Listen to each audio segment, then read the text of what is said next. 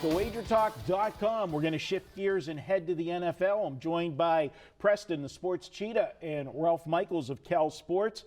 Guys, this is the marquee game of the week in the NFL, and I know I'm a homer, and I think the Steelers are the marquee game every week, but this week they are. They face the Cincinnati Bengals. This is going to be, early season AFC North. This is going to have, a big determination possibly for who wins this division, who's going to get the leg up here. But you guys remember that playoff game last year. Cincinnati had my Steelers beat if it wasn't for a couple stupid penalties late in that game that got Pittsburgh into field goal position and got the win. A win's a win, but Cincinnati's been thinking about this one for a while, guys. Do you wear a Burflick jersey or an Adam Jones jersey?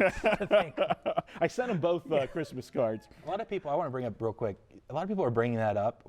Who's the Oklahoma quarterback that was the Steelers guy? Landry, yeah. Landry Jones was the quarterback. It wasn't Ben Roethlisberger, right? But it wasn't Andy Dalton either. He was hurt. Yeah, Andy Dalton was on. No, Ben was back. He was back for that Ben game? was back for It was the Dalton playoffs. who was out the last 3 games. That's good that you said that. I would have messed up later. Yeah, no. So that's good. All right.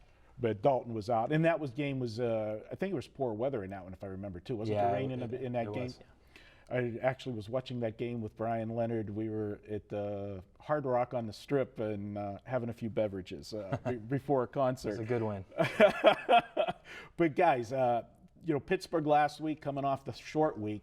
That is a huge disadvantage for the Steelers this week, playing on Monday night. Cincinnati gets the extra day's rest, and in his tenure as head coach of the Steelers, Mike Tomlin, that's a position that has not been good for him.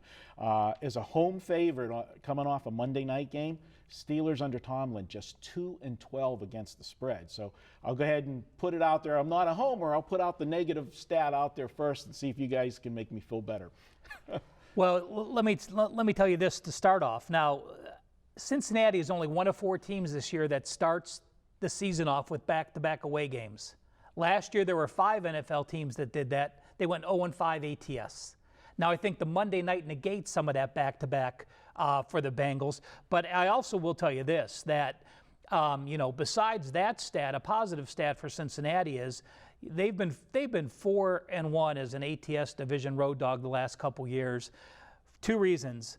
Andy Dalton doesn't make mistakes and keep them in games. And last year, they were the number 4 scoring defense. Anytime you're going to have a low-scoring game and you're getting a full field goal, it's a play that I'm going to look at. Preston, your thoughts? To be honest, I played Pittsburgh, and I knew it was going to be a public side last week, or I guess Monday, against the Redskins, which doesn't really sway my opinion. I thought they matched up perfectly, and they won pretty easily. I really like them, obviously. But I also played Bengals pick early on, which barely escaped, and I think was one of my luckier wins of the weekend because the Jets were able to march it on that Cincy defense, which I think's top 2 or 3, or I thought was top 2 or 3 in the entire league. There were 3 occasions the Jets were inside their own 5, and they got a total of 6 points. 1 field goal was blocked. 2 other times they got stood up and had to kick field goals that they made. And they also missed an extra point that probably should have been a tie game anyway, going to overtime as is. So I was worried when I saw that Bengals defense. Maybe it was just one game, but it was the Jets team that I thought was going to be kind of flat in general. I'm down on more so this year than most people. And so I was worried when I saw the Bengals. So in my opinion, if I had to make a pick, I think I would go with the Steelers at 3.5, I think is maybe more the common number now. But yeah, it's more of a fade the Bengals play because they were scary. I watched the entire game against New York, and they have some issues.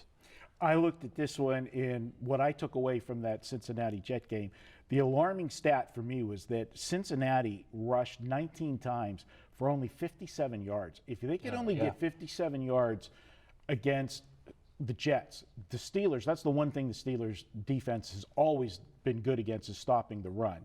And on the flip side to that, the Jets ran 30 times for 152 yards. We know how well the Steelers run the football. And when you talk about the Steelers, everybody thinks about Antonio Brown and Big Ben, but they've been one of the best rushing teams the last several years. And D'Angelo Williams had another great game Monday night against Washington. Yep, absolutely. I was going to bring up the run, this, that, and the other thing. Cincinnati, their only offense really was bomb to A.J. Green, who for whatever reason was able to get by Revis, completely all game. I think he had 10 catches If A.J. Green is limited from 10 catches and 160 yards, they're not even in that game anyways as is. So yeah, I think it's very dangerous, I think, to play Cincy, even though it'll be the quote-unquote sharp side and the public side will be playing the Steelers at home.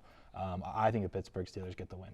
I gave you a bad stat on Tomlin off of the Monday night. I'll give you a good stat on Tomlin off of a game in which the Steeler offense has put up 400 yards or more since he's been the coach at Pittsburgh. 13-4 against the spread.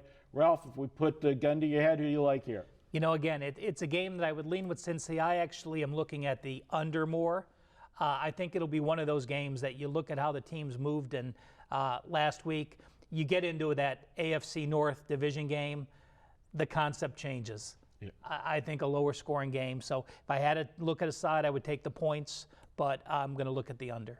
Preston, you said you lean to Pittsburgh. Mm-hmm. My numbers have Pittsburgh. I got them winning by 4. Maybe it's a little bit of the, maybe it's a little home, but it's putting us where the number's at. So I'm probably not going to be involved in this one because, and I'll be honest, college, I like emotion, and we look at trends and angles and, revenge factors. In the pros, I don't get as geared in to revenge unless it's playoff revenge. You always remember the team that ended your season, and the fashion in which Cincinnati's season ended last year definitely put a bad taste in their mouth. And if you remember, not only the playoff game, guys, go back to the last regular season game between these two, the cheap shot the Steelers thought on Le'Veon Bell. A lot of bad blood with these two teams. I mean, it used to be Pittsburgh and Baltimore.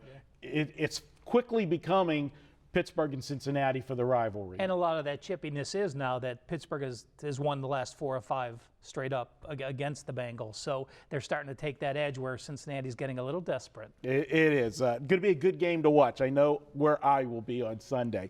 All right, guys. Hey, if you're new to Wager Talk, we got a deal for you. After your first purchase of $12 or more, just email support@WagerTalk and put your username in. We will put $50 in your account for you to use any way you like at WagerTalk. It's just our way of saying thank you and welcoming you to the WagerTalk family. We're going to be back with more here at WagerTalk.com. It's the video best bets from Ralph and Preston. Up next.